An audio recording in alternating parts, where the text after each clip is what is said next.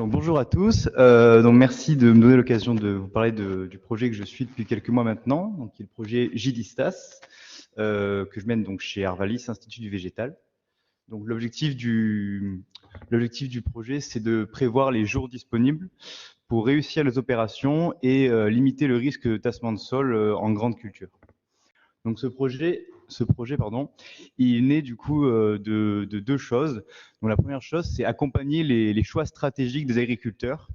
Donc à l'heure d'aujourd'hui, donc ça peut être leur changement, enfin tous les accompagner dans leur changement de matériel, mais aussi les accompagner dans leur changement de système de culture. Et une notion qui est hyper importante quand on fait ce genre de changement, c'est déterminer en fait la période qui est agronomiquement favorable ou optimale pour faire les nouveaux, enfin les opérations qui sont modifiées dans ces systèmes de culture. Toutefois, on l'a dit ce matin un petit peu, on est aussi dans un contexte où la taille des exploitations augmente et parallèlement la taille des machines augmente avec forcément plus d'impact sur le sol en termes de structure et des risques de tassement qui augmentent. Et donc c'est important de prendre en compte les risques de tassement dans le calcul de ces périodes optimales pour réaliser des opérations. Donc, une notion super importante quand on parle de période agronomiquement optimale, en fait, c'est la notion de jour disponible. Donc, ce qu'on appelle un jour disponible, c'est un jour un jour qui répond à deux conditions. Donc, la première condition, c'est ce qu'on appelle la travaillabilité, et c'est ce qui concerne la qualité d'exécution de l'opération. Alors, travaillabilité, c'est vraiment au sens large. Ça va concerner tout ce qui concerne donc le sol. Ça peut aussi concerner le climat. Est-ce que le climat est séchant? Est-ce qu'il est humide? Et ça peut aussi concerner la culture, savoir quel stade de culture on est. Est-ce que ce stade est optimal ou non? Et on a une deuxième condition qui concerne la traficabilité. Donc là, c'est tout ce qui concerne le risque de tassement un jour donné. Donc la notion de jour disponible, c'est pas une notion qui est nouvelle. Ça a déjà été abordé dans plusieurs OAD qui sont des OAD stratégiques, puisque là, je l'ai pas précisé au début, mais on cherche à raisonner faire des choix sur des choix longs. Donc il y a plusieurs OAD qui ont déjà été développés. Donc j'en ai listé quelques-uns ici: JDispo, Mecagro, Tameo et Perfvet. Toutefois, ces OAD, ils ont des limites. Donc la première limite, c'est que souvent, les règles de décision qui sont incluses dans ces OAD ne font pas la distinction entre ce qui relève de la travaillabilité et ce qui relève de la traficabilité. Souvent, ils sont aussi focalisés sur une seule des deux conditions. Donc, ils vont calculer le nombre de jours disponibles en se basant uniquement sur en raisonnant uniquement sur la travaillabilité ou uniquement sur la traficabilité. Et surtout, ils ont été construits dans un contexte agricole qui est bien différent de celui actuel, avec des machines qui ont bien évolué depuis. Et donc, c'est un peu de tout ça que naît le projet JDistas. Donc, pour rappel, qui est en fait un OAD qui va permettre de calculer des jours qui répondent à cette double condition, à savoir la travaillabilité et la traficabilité. Donc maintenant, je vais essayer de détailler un petit peu comment fonctionne cet outil pour que vous compreniez un peu voilà, comment ça fonctionne. Donc en entrée, on a donc le contexte en fait dans lequel on va essayer de déterminer ces jours disponibles, qui est fourni par l'utilisateur. Donc on a l'opération, on va choisir une opération parmi 6 que je détaillerai après. On va choisir aussi donc la culture qui va être semée ou qui est semée dans notre environnement d'étude, la machine qu'on va utiliser ou qu'on utilise actuellement, le sol qui va être concerné qui est en place sur la zone d'étude, et on va aussi renseigner tout ce qui est coordonnées GPS pour pouvoir récupérer en fait les données météo associées à ce secteur. Et surtout, l'utilisateur doit renseigner en fait une période ciblée, une période sur laquelle il espère faire son opération pour qu'on puisse borner en fait le calcul de jours disponibles. Donc voilà, j'en ai un petit peu parlé tout à l'heure, enfin à l'instant. L'outil se focalise sur 6 opérations pour le moment. Donc on a le désherbage mécanique, la destruction de couverts, la récolte de maïs, récolte de betteraves, semis et épandage de produits résiduaires organiques. Donc voilà, donc ça c'est ce que l'utilisateur va fournir au modèle, au calculateur, et ensuite sur la base de cette information-là, le modèle va fonctionner un peu en autonomie. Donc en fonction de l'opération qui a été ciblée, on va sélectionner des aptitudes. Donc en fait, on va essayer on regarde pas forcément les mêmes choses quand on étudie une opération de désherbage mécanique ou une récolte de maïs. Donc c'est là que se fait ce choix. Mais toujours, ces aptitudes concernent la travaillabilité et la traficabilité. Ensuite, on va donner un niveau à ces aptitudes, parce qu'une aptitude en soi, ça ne veut pas forcément dire grand-chose, il faut la caractériser. Est-ce que ma travaillabilité est bonne? Est-ce qu'elle est mauvaise? Est-ce que ma traficabilité est bonne ou mauvaise? Et pour ça, on se base donc sur des sorties de modèles qui sont alimentés par les entrées fournies par l'utilisateur. Donc ces modèles, on a deux principaux. Donc le premier, c'est CHN, c'est un modèle de culture.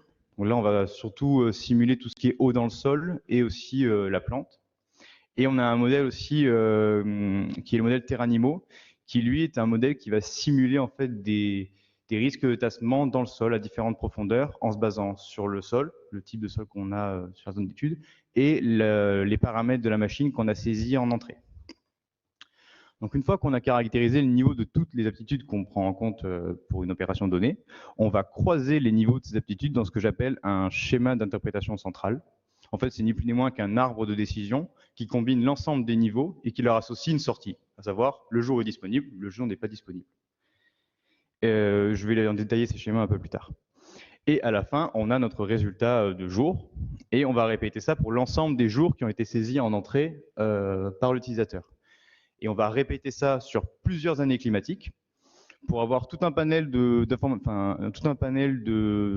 d'informations sur les jours disponibles dans plusieurs contextes, et ce qui va nous permettre de faire des choix éclairés du coup par la suite pour dimensionner nos matériels ou évaluer la faisabilité d'une nouvelle opération dans notre système de culture. Donc voilà comment fonctionne l'outil JDistas. Et je reviens un petit peu plus en détail sur ce que j'ai appelé le schéma central. Donc, pour rappel, c'est un arbre qui combine pour les niveaux d'aptitude obtenus et qui leur associe un résultat de disponibilité du jour. Donc, c'est un arbre qui a été construit par des enquêtes auprès d'experts des différentes opérations qui sont évaluées. Donc ici, je vous ai mis l'arbre pour le semis et la préparation du lit de semences. Donc vous voyez ici les aptitudes qui sont prises en compte pour évaluer la disponibilité d'un jour pour faire une opération de semis. Donc le premier, c'est la travaillabilité du sol, avec 4 niveaux possibles, dur, friable, semi-plastique et plastique. Ensuite, on a les risques de tassement superficiel et profond, où les niveaux peuvent être faibles, moyens ou forts. Et en bout d'arbre, comme je disais tout à l'heure, vous avez le résultat du jour, à savoir si le résultat est conseillé ou possible, le jour est considéré comme disponible. Et sinon, s'il est déconseillé ou impossible, le jour est considéré comme non disponible. Alors, ces arbres, on n'en a pas un par opération, on peut en avoir plusieurs. Et en fait, ça va permettre de moduler les règles de décision en fonction de paramètres fournis par l'utilisateur en entrée. Par exemple, ici, si l'utilisateur, en fonction de la culture qui est semée par l'utilisateur, on va adapter nos règles de décision. Donc ici, entre autres, c'était soit la culture est sensible au tassement, soit elle ne l'est pas. Donc voilà comment est-ce qu'on obtient, comment fonctionne l'outil et le type de sortie qu'on a. Et je vous ai mis dans cette slide un exemple de résultat. Alors c'est un exemple un peu fictif, qui a été présenté au Comifère en 2021, où on a calculé le nombre de jours disponibles à Boigneville sur le mois d'avril pour semer du maïs. Donc vous avez sur la figure de gauche l'ensemble des résultats qu'on a obtenus de jours disponibles pour différentes années, donc ils vont de 2022 à 2019. Et puis en bleu, là, sur la gauche, vous avez en fait un résumé statistique qui permet de résumer l'information qu'on a obtenue sur ces années-là. Et on a utilisé les sorties donc, fournies par notre modèle pour raisonner un choix de taille de semoir. Donc l'idée, c'était on comparait deux types de semoirs, un semoir 6 rangs et un semoir 8 rangs. Et voilà, donc, grâce aux sorties qu'on a eues de JDistas, on peut dire que oui, pardon. Alors, j'ai oublié de préciser quelque chose, c'est qu'on a un semoir, on raisonne un choix de semoir pour semer 200 hectares avec des journées de 8 heures de travail. Et donc, ce qui était intéressant avec ces données-là, on a pu dire que, effectivement, un semoir de 8 rangs permet de maximiser la surface semée les années où on a très peu de jours disponibles pour faire cette opération, comme ça a été le cas en 2003 d'après notre modèle. Mais un semoir 6 rangs permet de semer notre surface 8 années sur 10. Donc si on est dans une démarche d'optimisation de nos charges de mécanisation, ça peut être une solution intéressante. Donc voilà le type de résultats qu'on peut avoir avec JDistas. Et je finis un peu ma présentation en vous parlant en fait d'autres intérêts que peut avoir cet outil. Donc en fait au niveau économique, ça va permettre d'optimiser les charges de mécanisation et d'optimiser aussi la main-d'œuvre. et d'améliorer aussi potentiellement les rendements en limitant les risques de tassement puisqu'on les prend en compte dans le calcul de nos jours disponibles. En termes techniques, donc, ça permettra de créer des référentiels en fait, de jours disponibles dans des contextes pédoclimatiques assez variés. Et ce sera aussi un moyen d'évaluer des nouveaux systèmes de culture. Et en termes socio-environnementaux, du coup, on pourra déterminer dans des systèmes de culture les périodes avec des pics de travail très importants.